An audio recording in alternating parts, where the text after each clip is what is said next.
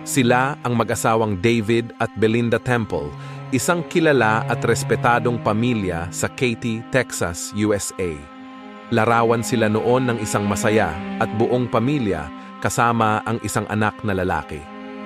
At ganito sana sila ngayon, tumandang magkasama sa piling ng kanilang mga anak, mga apo at kapamilya. Pero dahil gaya ng isang normal na relasyon ng mag-asawa, ang pagiging tapat ni David kay Belinda ay sinubok ng pagkakataon. Isang pagsubok na hindi niya nalabanan at tuluyang ikinasira ng kanyang pamilya, pagkasira na kailanman ay hindi na maaayos at maibabalik pa dahil buhay ng kanyang buntis na asawa at di pa naisisilang na anak ang nawala. Tunghayan natin ang kwento kung bakit nauwi sa trahedya ang kanilang pagsasama.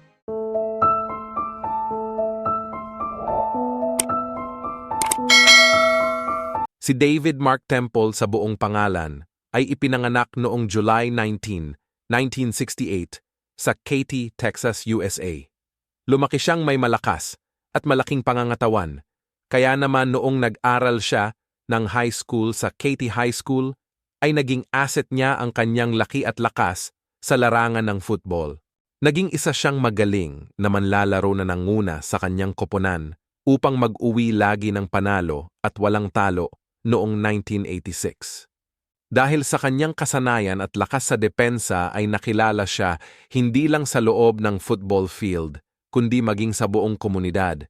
Dahil din sa tagumpay na ito, ay marami ang gustong makipagkilala at makipagkaibigan sa kanya. Ngunit sa kabila ng pagiging sikat sa school nila, marami rin sa mga nakakakilala sa kanya ang inilarawan siya bilang mainitin ang ulo, isang bully, mayabang at mataas ang tingin sa sarili.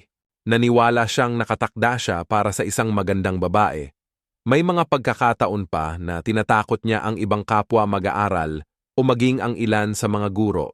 Noong 1987 ay nasangkot siya sa pagnanakaw ng motorsiklo kasama ang kanyang barkada na kanya namang inamin kaya nakulong siya ng 3 araw.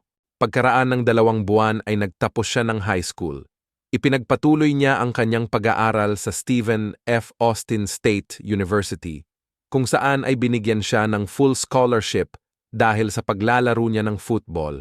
Lalong namayagpag ang karera ni David sa sports na ito dahil sa kanyang kakaibang kasanayan at pagiging agresibo sa loob ng field.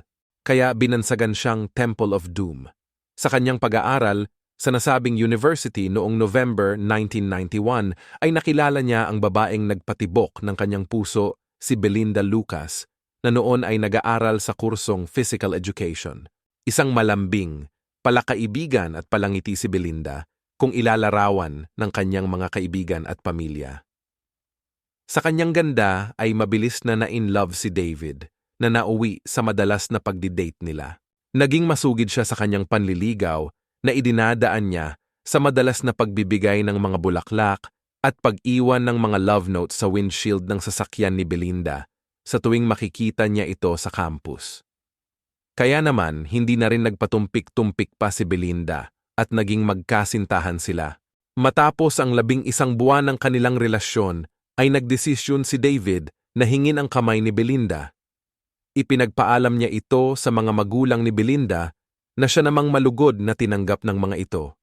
Para mas maging romantic at memorable kay Belinda, ay nag-propose sa kanya si David habang nasa football field ng kanilang eskwelahan. Saksi ang maraming tao.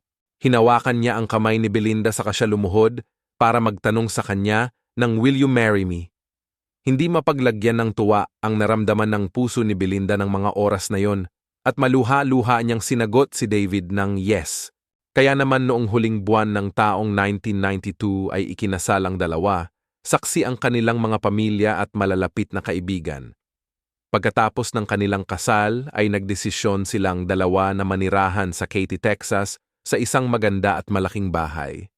Nakapagtapos silang pareho ng kursong Physical Education, saka ipinagpatuloy ni Belinda ang kanyang passion sa pagtuturo. Nag-apply siya bilang guro sa Katy High School, ang alma mater ni David. Si David naman ay naging coach ng football at guro din sa Hastings High School sa Houston, Texas noong April 1995. Pagkalipas ng 3 taon, ay biniyayaan sila ng anak na lalaki na pinangalanan nilang Evan, na siya namang nagpuno ng kaligayahan nila bilang isang buong pamilya. Ayon sa mga mahal sa buhay ni David, siya ay isang huwarang ama at asawa na ibinibigay ang lahat para sa kanyang mag-ina. Ngunit ayon naman sa ibang nakakakilala sa mag-asawa, ay iba ang nakikita nilang turing niya kay Belinda. Ilan sa kanilang mga kaibigan ay nakasaksi kung paanong pagsalitaan ng di maganda at kontrolin ni David si Belinda. Narinig nila ang mga hindi magagandang salita niya kay Belinda, lalo na sa kanyang katawan kung saan ay dumagdag ng timbang nito dahil sa pagbubuntis niya noon. Ayon sa kakambal ni Belinda na si Brenda, sa tuwing magstay siya sa bahay ng kanyang kambal bawat weekend, ay may mga pagkakataong nilalait ni David si Belinda tungkol sa malaking puweto. Ayon pa sa iba ay sinasabi ni David na si Belinda ay pangit at mataba. Maging ang pamilya ni Belinda ay sinasabi niya rin na mga walang kwenta, kaya pinipigilan niya ang anak na pumunta sa kanila. Pero kahit ganun ang turing niya sa asawa ay hindi maitatatwang naging mabuting ama siya sa anak nila. Kaya naman naging malapit ang loob ni Evan sa kanyang ama. Noong buwan ng Hunyo ng taong 1998 naman, ay nabuntis si Belinda sa pangalawang pagkakataon. Si Evan noon ay nasa 3 taong gulang na. Habang tumatagal ay tila lalong lumalayo na ang loob ni David sa asawa. Isang araw ay dumalo ito sa reunion ng kanyang high school batch, kung saan muli na naman niyang na-meet ang mga dating barkada. Nung sumunod na araw ay sinabi niya sa kanyang kaibigan na muli na naman siyang na-hooked sa dating kasintahan nung nasa reunion. Naging madalas ang pag-alis ni David sa kanilang tahanan kasama lagi ang kanyang mga kapwa football coach, samantalang si Belinda ay mag-isa sa bahay na inaalagaan ng anak. Iniisip ni Belinda na baka meron ng iba ang kanyang asawa pero ayaw niyang paniwalaan sa isip ang bagay na yon. Kinumbinsi niya ang sarili na baka may ibang dahilan, kaya palaging wala ang kanyang asawa. Pero nalaman ni Belinda na madalas siya sa mga dance clubs kasama ang mga iba't ibang babae dahil nakita niya sa credit card transactions na madalas nitong gamitin sa tuwing papasok sa mga clubs. Nung kinumpronta niya si David ay nagalit ang huli at sinabing magbubukas na lang siya ng kanyang sariling credit card account. Dahil dito ay lalong naalarma si Belinda na nakaramdam ng pag-iisa. Kalagitnaan ng taong 1998 ay naging madalas ang kanilang pag-aaway na nauwi sa halos 6 na linggong hindi nagpansinan o nag-usap, bagay na lalong nakadagdag stress sa kanilang pagsasama. Isang gabi ay kinausap ni Belinda si David tungkol sa kanilang problema at tinanong kung mahal pa siya nito. Nag-alangan ng sagot si David, ngunit kinabukasan ay nagbago ang kanyang sagot. Sinabi niyang mahal pa niya ang kanyang asawa. Sa narinig ay labis na natuwa si Belinda. Mula noon ay unti-unti nilang inayos ang kanilang relasyon. Noong January 11, 1999, ay 8 buwang buntis na si Belinda, isang normal na araw sana, pero habang nagtuturo siya sa school, ay nakatanggap siya ng tawag mula sa daycare center na pinapasukan ni Evan. Sinabihan siyang may lagnat ang kanilang anak at kailangang puntahan sa school. Agad niyang pinuntahan ang anak nung bandang tanghali at dinala si Evan sa bahay. Tinawagan niya ang asawang si David kung pwedeng umuwi muna para samahan ang anak dahil kailangan niyang bumalik sa school para sa isang importanteng meeting. Pagkalipas ng 30 minuto ay dumating ang asawa at iniwan niya muna si Evan sa kanya. Bandang 3:30 oras ng hapon ay nakauwi na si Belinda pero halatang pagod. Bumaba na rin ang lagnat ni Evan pero hindi pa tuluyang nawawala nung mga oras na yon. Kaya para makapahinga ang asawa ay niyaya muna ni David ang anak na si Evan na lumabas para pumunta sa park. Bandang 4 ng hapon ay pumunta sila sa park na malapit lang sa kanila pero hindi sila tumagal doon. Napagpasyahan nilang pumunta sa mas malaking park na malayo sa kanila. Bago makarating sa malayong park ay huminto muna sila sa Bookshire Brothers Grocery Store para bumili ng maiinom ng anak. Dumating sila sa tindahan bandang 4 at kalahating oras ng hapon na hanggang sa nagbago na ang isip ni David. Hindi na sila tumuloy ng park at bumalik na lang sila sa bahay nila. Pero bago makarating ay huminto muna ulit sa isang Home Depot para bumili ng bracket ng baby nursery. Dumating sila sa kanilang tahanan bandang 5:05 at kalahating oras na ng hapon ding iyon. Pagdating ng mag-ama sa bahay ay naabutan ni David na may basag ang salamin ng pintuan sa likod. Kaagad siyang humingi ng tulong sa kapitbahay dahil sa palagay niya ay pinasok ng magnanakaw ang kanilang bahay habang nasa loob si Belinda. Iniwan niya si Evan sa kanyang kapitbahay, saka siya bumalik sa kanilang bahay at hinanap ang asawang si Belinda. Pag-akyat sa kanilang kwarto ay nabungaran niyang nakadapa si Belinda sa may harap ng closet. Wala ng buhay at may tama ng bala sa ulo.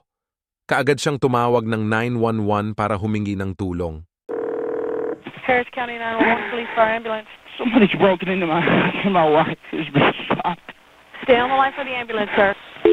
We have a shooting victim. Go ahead, sir. I just walked in, my wife, I believe she's been shot. It's got blood everywhere. Okay, sir. Is she breathing?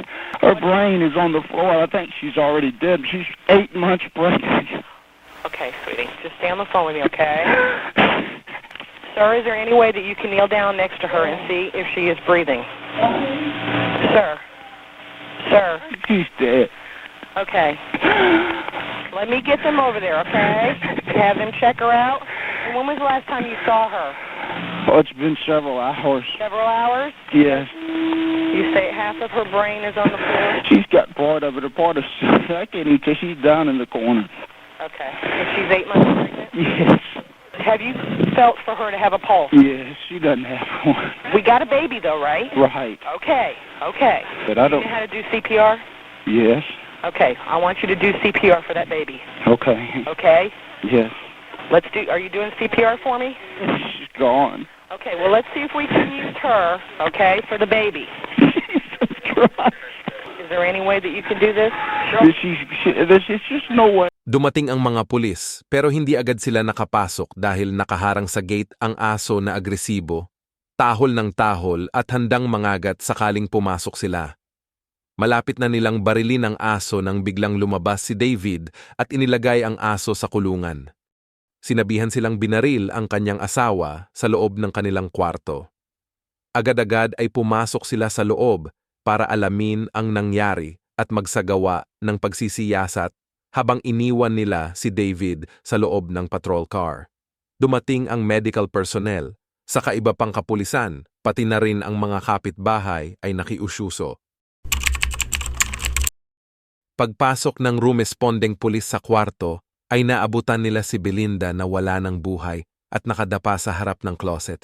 Halos wasak ang ulo dahil sa lakas ng balang tumama rito. Nagkalat ang mga dugo at mga talsik ng bahagi ng ulo sa harap ng closet at mga damit na nakasabit sa loob. Makikitang hindi pa siya nakabihis at may suot pa ang paa. Sa ginawang autopsy ay napag-alaman na shotgun ang ginamit base na rin sa pagkabasag ng kanyang bungo.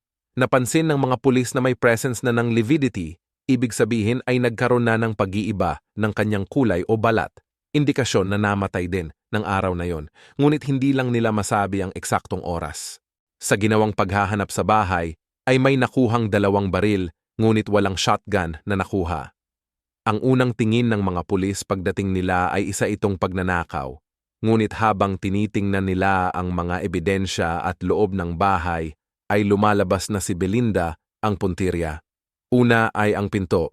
Kung titingnan ay binasag ito upang makapasok ang suspek.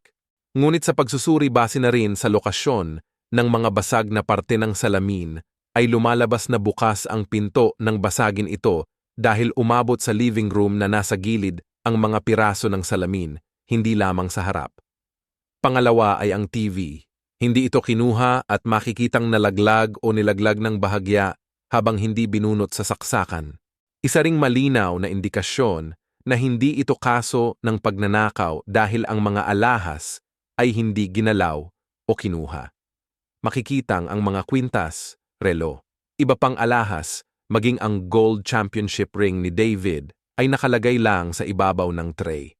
Gayon din sa katawan ni Belinda ay makikita ding suot niya pa ang kanyang bracelet na ginto, wedding ring pati na ang kwintas. Isa pa ay ang aso, sa tapang nito at pagiging agresibo ay hindi basta-basta makakapasok ang sinuman na hindi kilala nito. Nagsagawa ng pagtatanong ang mga pulis kay David habang nasa istasyon. Nung una ay nakipagtulungan siya at sa kanya nanggaling ang kwento ng mga pangyayari bago naganap ang krimen.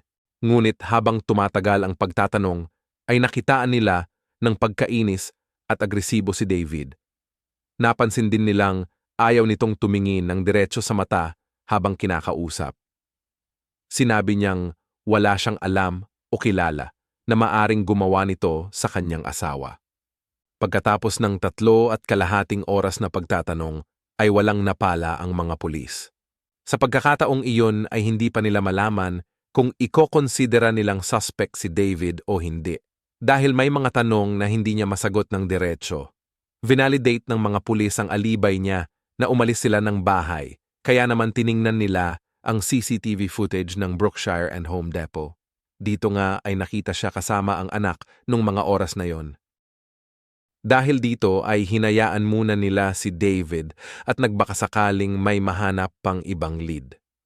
Pagkaraan ng ilang araw ay nabanggit niya ang posibleng may gawa nito ang nooy 16 na taong gulang na si Riley Joe Sanders. Si Riley Joe ay hindi lamang nila kapitbahay kundi estudyante rin ni Belinda. Madalas siyang nag-absent sa school kaya naman kinausap ang kanyang mga magulang tungkol dito. Posibleng nagtanim umano ng galit si Riley Joe dahil sa ginawang pagsumbong sa kanya at yun ang naging posibleng motibo niya. Isa pa ay alam di umano ni Riley ang shotgun ng kanyang ama. Tinanong ng mga pulis si Riley tungkol dito at nagsagawa ng polygraph test sa kanya. Bagamat bumagsak siya sa test ay pinanindigan niya na hindi siya ang may gawa at wala siyang galit sa guro niyang si Belinda. Pinatotohanan din ng mga kaibigan ni Riley Joe na hindi niya ito ginawa dahil magkakasama sila nung mga oras na yon. Gayunpaman, kahit na baling kay Riley Joe ang investigasyon, ay hindi inalis ng mga pulis ang anggulo na may kinalaman si David. Sa patuloy na pag-iimbestiga, ay nalaman nila ang relasyon niya sa kapwa-guro ni Belinda na si Heather Scott. Si Heather ay nagtuturo din sa Katy High School na naging malapit din kay David dahil nagkakasama sila sa mga outings kasama ang iba pa. Sa pagtatanong kay Heather ay inamin nito ang mga pagpaparamdam sa kanya ni David sa pamamagitan ng mga emails at kung nagkakasama sa mga happy hours. Pero sinabi niyang hindi sila nagkasama ng silang dalawa lang. Binigyang diin niya na limitado lang doon ang kanilang naging relasyon. Sa mga naging sagot ni Heather ay kinakitaan ito ng mga pulis ng pagdududa na hindi lang ganun ang naging relasyon ng dalawa. Dahil walang sapat na ebidensya na mag-uugnay kay David o maging kay Riley Joe Sanders.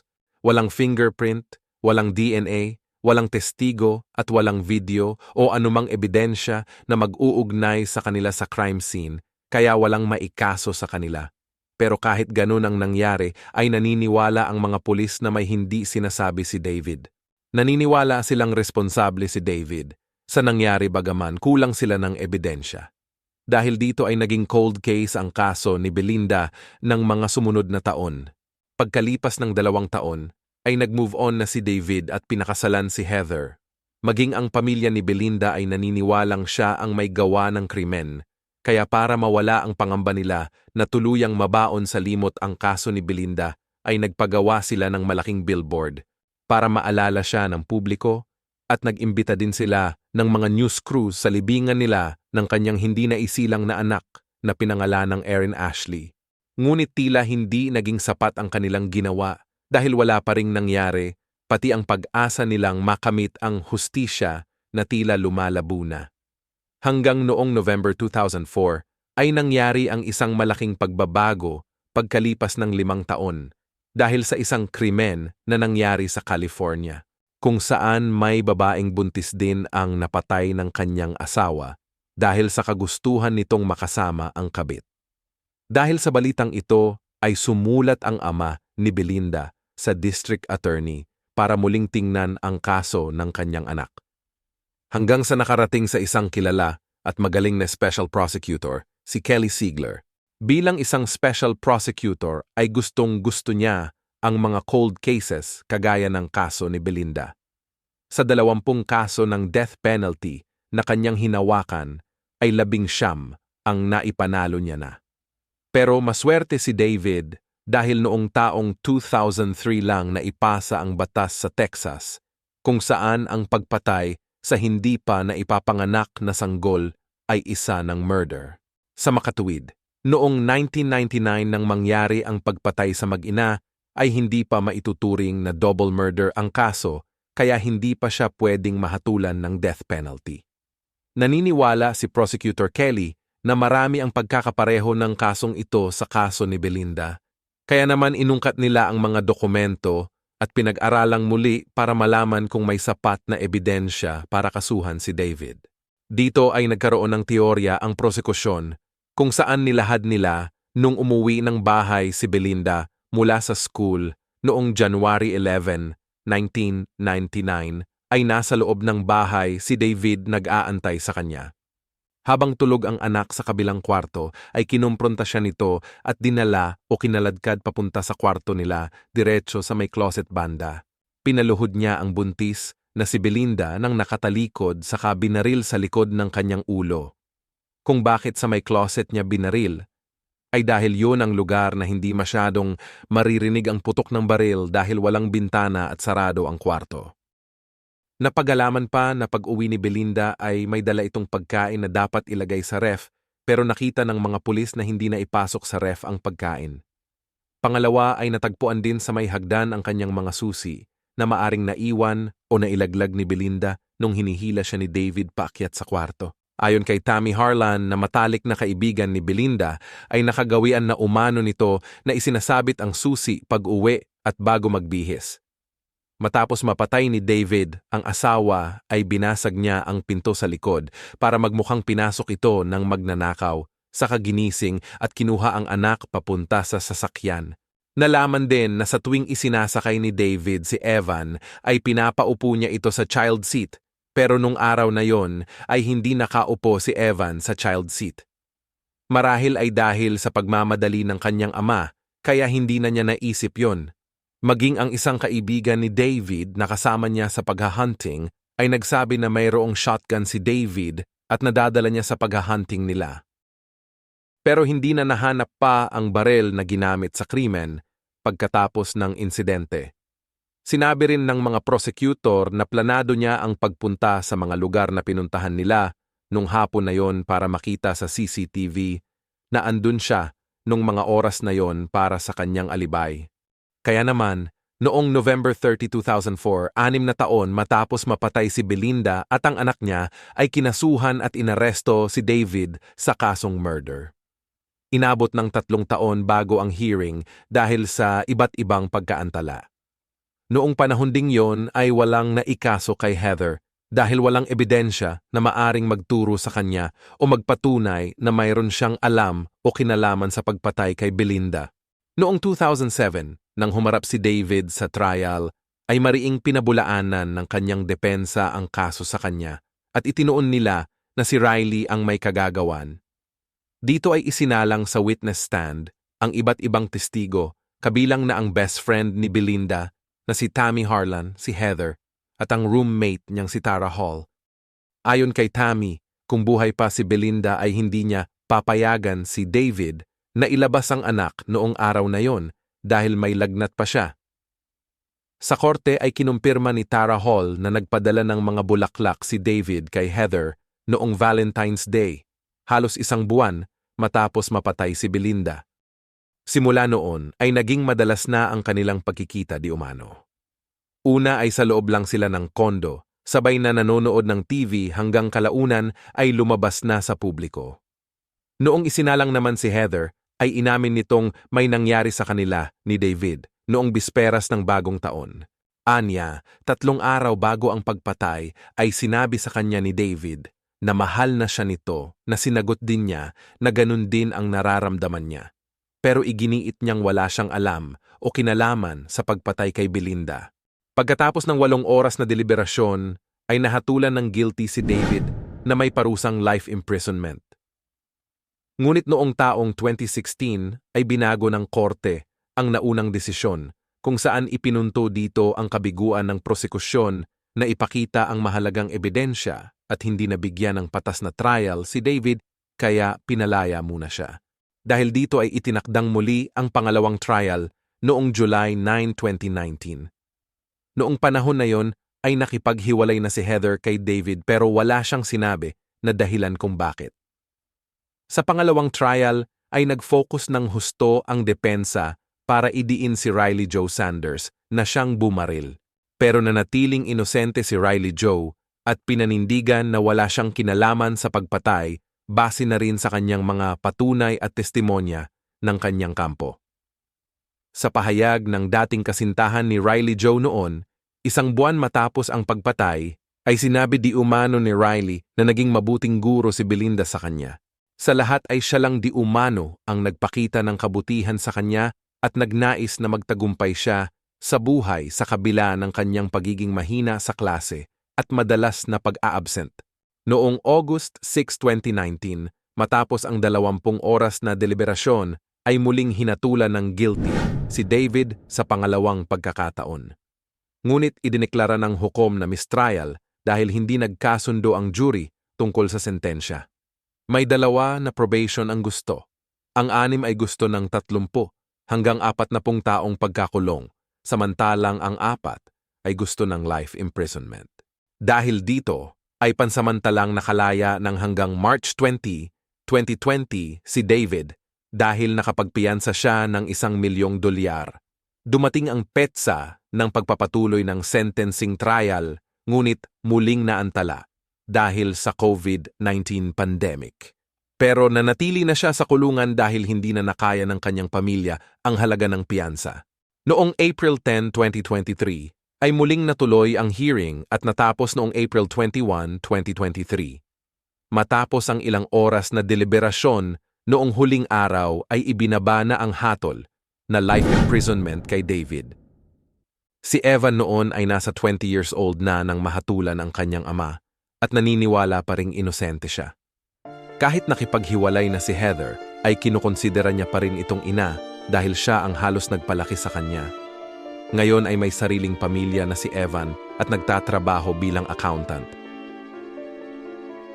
Marami sa buhay ng mag-asawa ngayon ang dumaranas ng mga ganitong pagsubok kung saan ang lalaki o maging ang babae ay natutuksong magmahal o maghanap pa ng iba kahit sila ay nakatali na. Ang pagiging marupok ay madalas magresulta sa pagkasira ng pagsasama ng pamilya o pagkawala ng buhay kagaya ng kwento natin ngayon. Kung talagang hindi na mag-work pa ang isang relasyon, ay mainam na makipaghiwalay sa maayos na paraan. Hindi na kailangang may mabawian pa ng buhay, lalo ng sanggol na walang kamuwang-muwang dahil ito'y hindi mo na maibabalik kailanman.